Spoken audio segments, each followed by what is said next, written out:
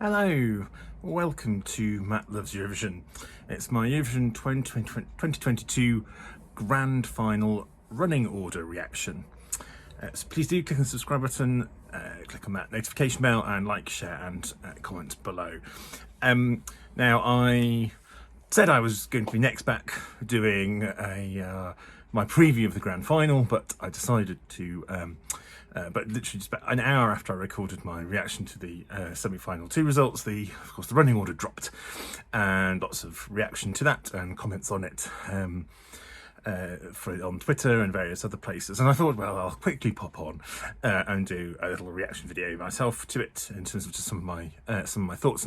I won't go into loads of detail at all. Just initial thoughts around it, because I will still do my main Grand Final preview on Saturday morning after the jury show, because I like to get a bit of a feel about what's the running order like, how does the show flow, does anyone drop any clangers during the jury show that might impact on what we think the favourites are or might likely happen, etc. So I'll do my preview at that point. But yes, I thought I'd quickly mention about the the running order. Now, the running orders since 2013 have been producer-led. They've been done by the producers rather than by random order. So the acts have kind of drawn halves, whether they're first half or second half. And this has meant this year it's been given a challenge to the producers in that they have got a lot of, well, some of the more upbeat, up-tempo songs seem to be clustered in first half of the Grand Final, and the slower tempo songs are more heavily in the second half. Also, we have probably more slower tempo songs and faster tempos, thanks to semi-final 2 and two of my favourite, Submarine and Island, going out in favour of a couple of the slower songs, but that is just the way these things go. So hey, it's been a bit of I think it's been quite a challenging one for them to do, and obviously they've got to manage around kind of what the ebb and flow is, but also kind of practicalities of getting things on and off stage depending on the staging. So some of the things to sort of note that we always look at when the running orders come out is who is opening, who is closing, who is in the dreaded second places, and because no one has ever won from the second position, kind of where are the favourites kind of roughly located, and who are getting some of the sort of the plum spots, or historically plum spots, because you can win from any position, but generally there are some areas that it's more likely to win from. So first thing is the opener. I think as soon as we knew that Czech Republic had qualified, and then when they then drew the first half, I think it was general consensus this is going to be the opener. It's a very up-tempo track, really exciting staging. It's a really get you into it sort of one. Obviously, probably an acknowledgement that it's not necessarily going to be the winner. It is difficult to win from that first place spot, but it is notable. You kick off the show, so it is quite an honour to do that. So really pleased for them. They were absolutely delighted to get in. Closing the show is also one that is a kind of mid to up tempo track, is Estonia. I'm not quite sure when they last opened or closed, if they've ever done. I don't know. I'll have to check on that. But I think that one is a really good closer, because he really gets the crowd involved. He jumps from the main stage across to the B stage and sort of leaping across, and it's very in crowd involved. So again, a good way to end.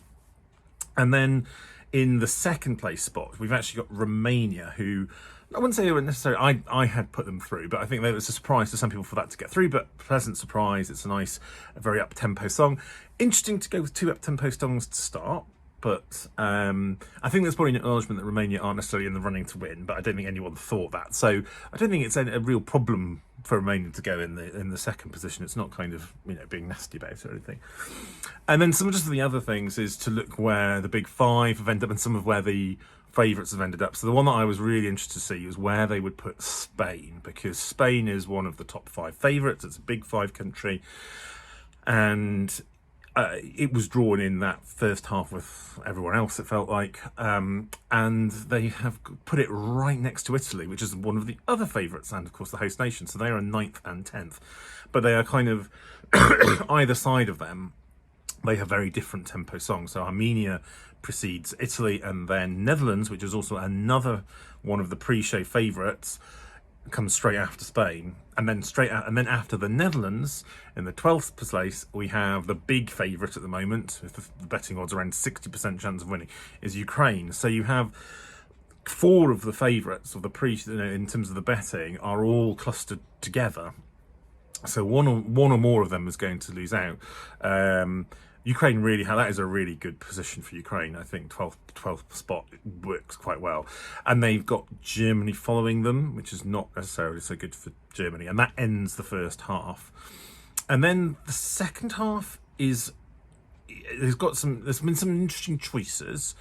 And I'll be interested to see how that flows.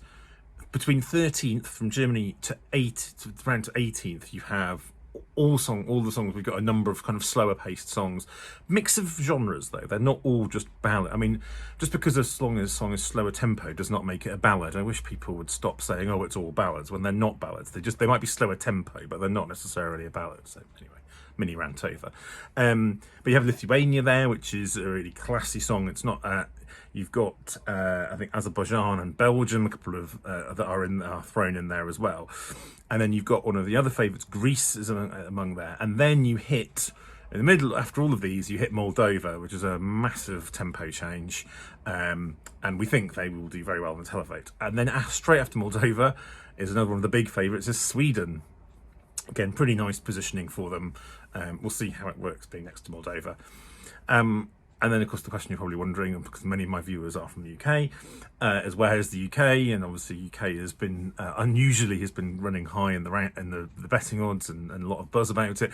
Well, it's in a set of 3 male vocalists, starting with Australia, then UK, then Poland. Now, a lot of people went, "Oh, that's game over," or "It's awful having all these together."